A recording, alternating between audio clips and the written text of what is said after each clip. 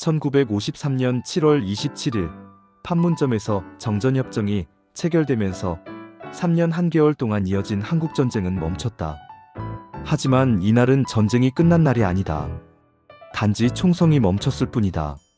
법적으로 한반도는 지금도 전쟁 중이며 남북 모두 여전히 적대 관계에 있다. 이 정전협정은 대한민국 정부가 서명하지 않은 채 진행되었다. 당시 이승만 대통령은 북진 통일을 주장하며 통일 없는 정전을 강하게 반대했고, 실제로 정전협정서에는 대한민국 측 서명이 없다. 협정은 유엔군을 대표한 미국과 북한, 중국의 준공군 사이에서 체결되었다.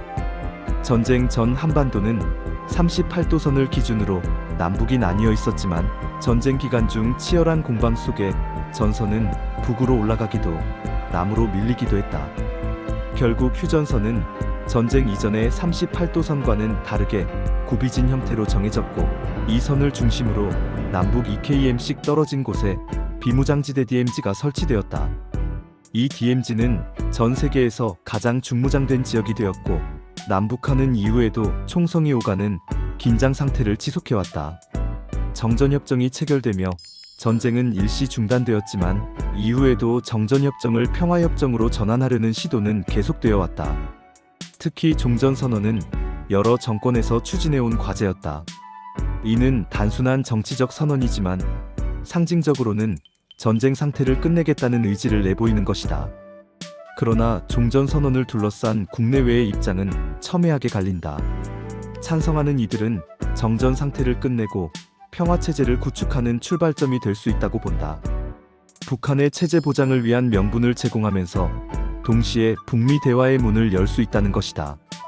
이런 흐름이 이어지면 비핵화와 평화협정 체결로 나아갈 수 있다는 기대도 있다. 반면 반대하는 이들은 종전선언이 주한미군 철수 명분으로 악용될 수 있다고 본다. 종전이 선언되면 북한이나 중국이 전쟁이 끝났는데 왜 미군이 남아있냐며 철수를 요구할 가능성이 있다는 것이다. 또 북한의 비핵화 없이 종전선언이 먼저 이뤄질 경우 북한은 핵무기를 가진 채로 사실상의 평화체제를 인정받는 셈이 되며, 이는 장기적으로 안보 위협이 될 수 있다는 우려도 나온다. 종전선언이 법적 효력이 없는 정치선언에 불과한 만큼 실질적인 변화 없이 체제 선전용으로만 이용될 가능성도 지적된다.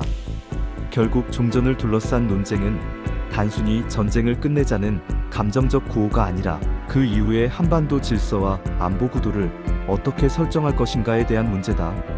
전쟁을 원해서가 아니라 평화를 이루는 방식에 대한 전략의 차이인 셈이다. 왜 종전을 반대하느냐는 단순한 질문보다는 어떤 방식으로 진짜 평화에 도달할 수 있을까를 묻는 것이 더 정직한 태도일 것이다.